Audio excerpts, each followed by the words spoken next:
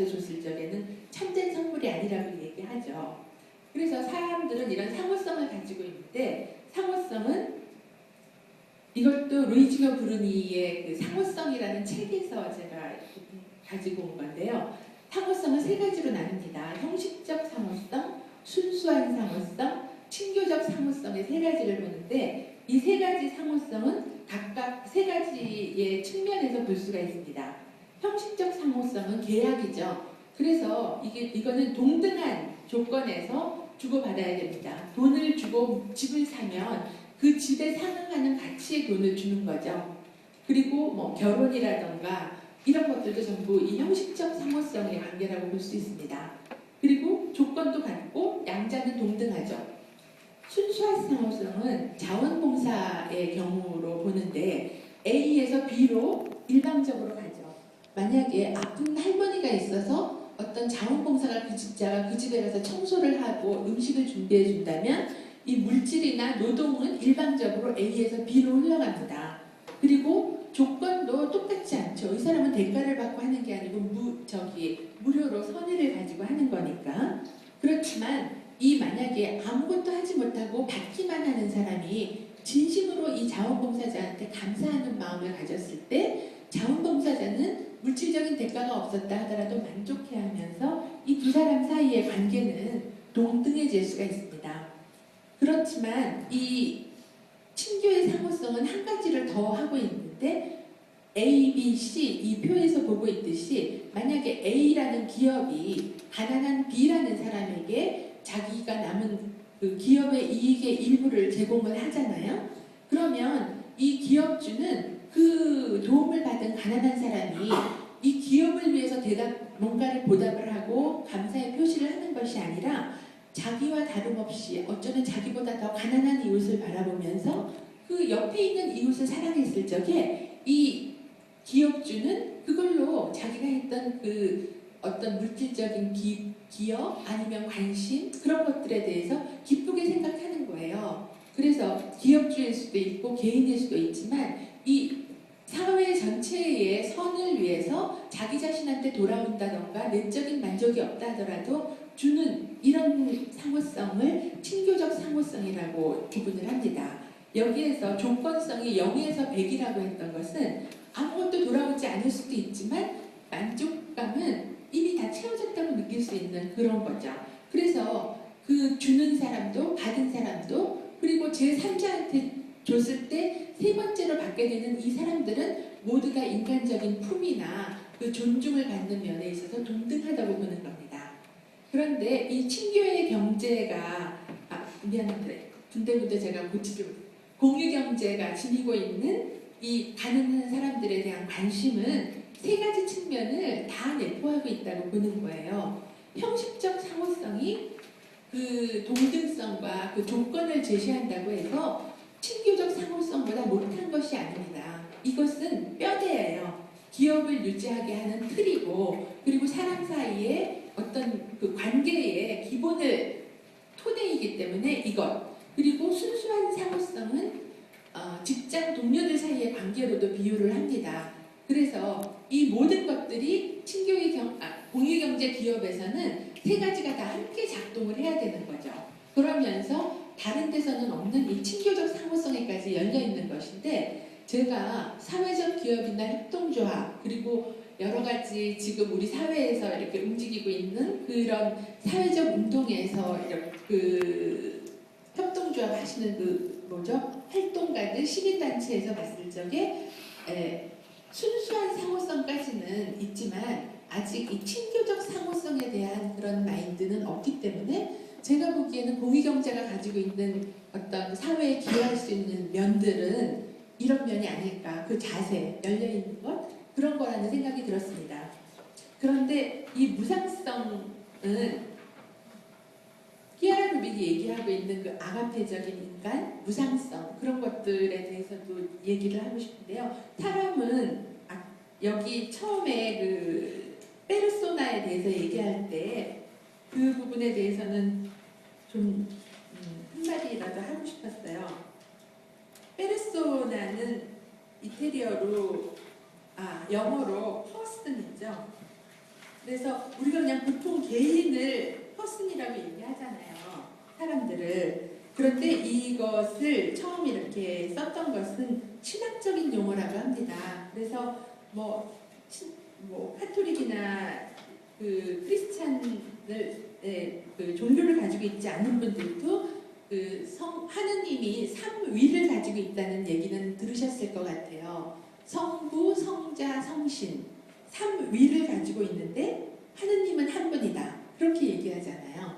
그런데 그 위격 성부, 성자 각각, 성신 각각을 페르소나라고 이제 그런 용어로 얘기를 합니다. 그래서 이 하느님은 한 분이면서 삼위를 가지고 있다는 것은 자기 자신을 비우는 관계라는 뜻인 거예요. 성부는 혼자 하느님이 아니고 성자를 사랑함으로 자기의 그 영역에 성자를 받아들임으로써 성부가 되는 것이고, 성자는 하느님을 아버지로 받아들이고 자기 자신의 영역을 줄임으로써 성자일 수 있는 거고, 성령은 두 위격 사이의 관계, 사랑의 관계인 거죠. 그런데 이 페르소나라는 말을 인간이라는 말로 사용할 때는 이 하느님에 대한 개념, 이 단체성과 객체성이 이 페르소나라는 말에 이미 고유하게 있는 것이고, 인간은 하느님의 모상이라고 그러잖아요.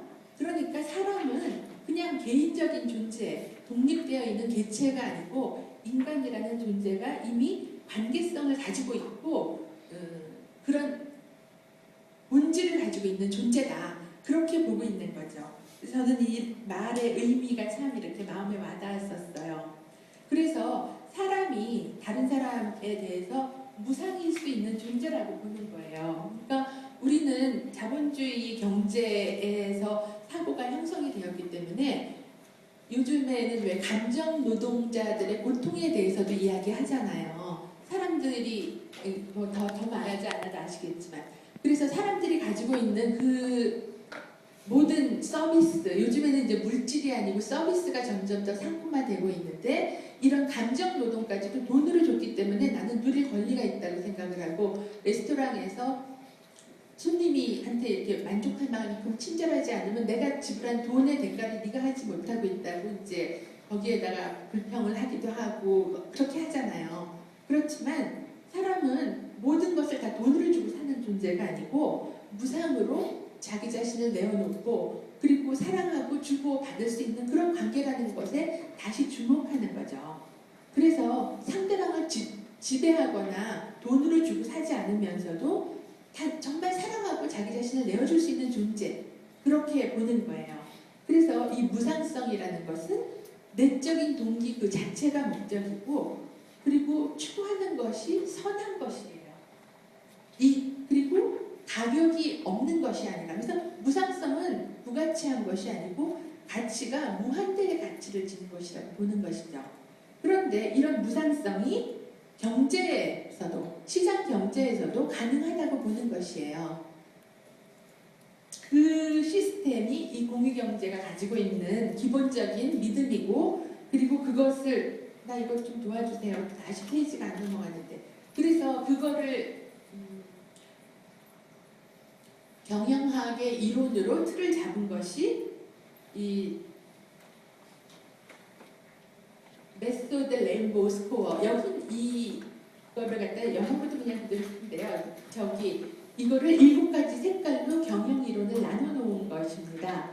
사실 경영학은 유럽보다는 미국에서 자리가 이렇게 잡혔잖아요. 우리나라의 경영학 교수들이나 경제학자들은 다 미국에서 공부를 해왔고, 우리도 경영학을 공부하는 사람들은 미국의 이론들을 가지고 오고 있기 때문에 이 공유경제에서도 미국에서 이렇게 자리가 잡힌 경영학 이론을 그대로 차용을 하되 이거를 무지개색으로 나누었습니다. 그래서 빨간색은 재정적인 면, 주황색은 관계적 자본, 이 기업 문화는 노란색, 그리고 환경에 대한 고려는 초록색, 회사 구조에 대한 이미지나 그 환경은 파란색, 그리고 양성과 혁신이라 그래서 자기 지식에 대해서 일하는 분야에 대해서 계속 전문성을 개발해야 될 필요가 있잖아요. 그거는 남색에다 놓고, 이용이나 다른 사람에 대한 포용은 보라색으로 놓습니다.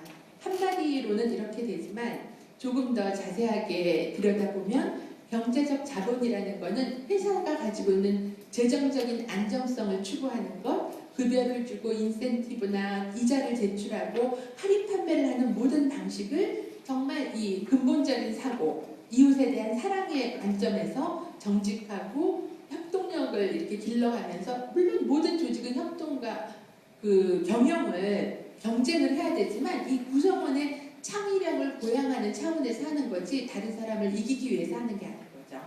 그리고 말하고 싶은 게 너무 많은데 5분밖에 안 남았다. 조금만 더 얘기할게요. 그리고 가난에 대해서도 얘기하고 싶은데요. 가난은 두 가지가 있다고 봅니다. 이거는 그 4세기의 프란치스코 성인의 때부터 이렇게 이 관점이 열렸다고 생각하는데요. 가난에는 부정적인 가난과 선택적인 가난이 있다. 그래서 이 부정적인 가난이라는 것은 사회 구조의 모습 때문에 생기는 가난인 거죠. 어떤 곳은 너무 부유하고 사회적인 구조 때문에 약자는 도저히 살아나갈 수가 없는 이런 부정적인 가난. 이거는 인간의 존엄성을 훼손하는 이 가난에 대해서는 사회가 구조적으로 대처를 해야 되는 것입니다. 그러나 선택적인 가난이라는 것은 우리가 할 수 있지만 하지 않는 자발적인 가난입니다. 내가 번 월급, 내가 화장품 사고 성형수술하고 내 옷 사는데 다 사용해도 상관없죠. 그렇지만 거기에서 일부분을 가난한 사람을 위해서 떼어놓고 먹을 수 있지만 좀 더 낮춰서 먹고 환경을 위해서 좀 비싸더라도 유기농 제품을 사용한다든가 이런 가난들이겠죠. 그리고 관계적 자본이라는 것, 그것도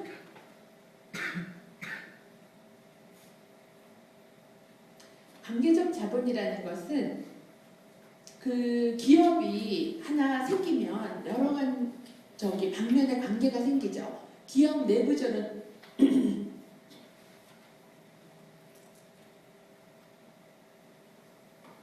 기업 내부적으로는 기업주와 노동자, 근로자와의 관계가 생기기 시작하고, 그리고 이 기업이 가지고 있는 고객과의 관계, 거래처와의 관계, 그리고 자기가 속해 있는 그 지역 사회와의 관계가 생깁니다. 이런 관계에서 아까 얘기했던 그런 관점으로 관계를 가지기 시작을 할 적에는 지역사회의 가난한 사람들을 바라보게 되고, 경쟁자에게는 무한 경쟁으로 돌입할 수가 없겠죠. 경쟁자 또한 내가 사랑해야 될 이웃이라는 것을 기억하면서 상대방을 비난하거나 해를 입히지 않으면서 정당한 방법으로 기술의 혁신이라던가 서비스의 그 상태를 갖다가 더 좋게 한다던가 그렇게 하면서 경쟁을 하게 되죠. 그런데 이런 방식은 그냥 소극적이고 그리고 손해가 될 것 같지만 이런 긍정적인 평판은 무형의 자산이 된다고 보는 겁니다. 그래서 이런 방식의 운영에서 우리가 갖게 되는 신뢰, 우리가 이렇게 했을 적에 망하지 않을까? 그리고 이 노란색에서는 기업 문화에서 법과 윤리 강령을 준수한다고 하는데, 특히 우리나라 같은 경우에 세금을 다 내면서 하는 기업은 망한다고 생각하잖아요. 그런데 그거를 다 내면서, 그리고 직원들한테 줘야 될 월급이라던가 근로 시간이라던가 그런 것들을 다 하면서 과연 기업이 살아남을 수 있겠는가, 그런 불안이 있거든요. 그렇지만 그렇게 정당하게 운영을 하고도 살아남을 수 있다는 것을 믿고, 그리고 그거를 갖다가 이렇게 뚫고 나가려고 하는 그런 노력인 거죠. 어쩌면 실수를 하게 되고 어떤 순간에는 유혹이 흔들릴 수도 있겠지만 일관성을 잃지 않겠다는 것이 이 노란색의 지향입니다. 초록색은 사람들 사이에 신뢰를 형성하는 문화를 유지하고, 그리고 건강에 대한 배려를 하는 것이죠. 건강은 기업주가 근로자의 건강을 생각할 수도 있지만 기업이 만드는 제품을 통해서 소비자들한테 가는 영향력까지도 생각을 하는 겁니다. 그리고 그 기업 내에서 직원들이 이 직원들은 서로 협력하면서도 경쟁하는 사이잖아요. 먼저 진급을 해야 된다던가 급여에 있어서도 누가 더 많이 받는다던가, 그렇지만 그런 거에서 서로 관계를 형성할 수 있도록 대화를 촉진하고, 그리고 장소를 제공하고 기회를 만들어주는 이 모든 것이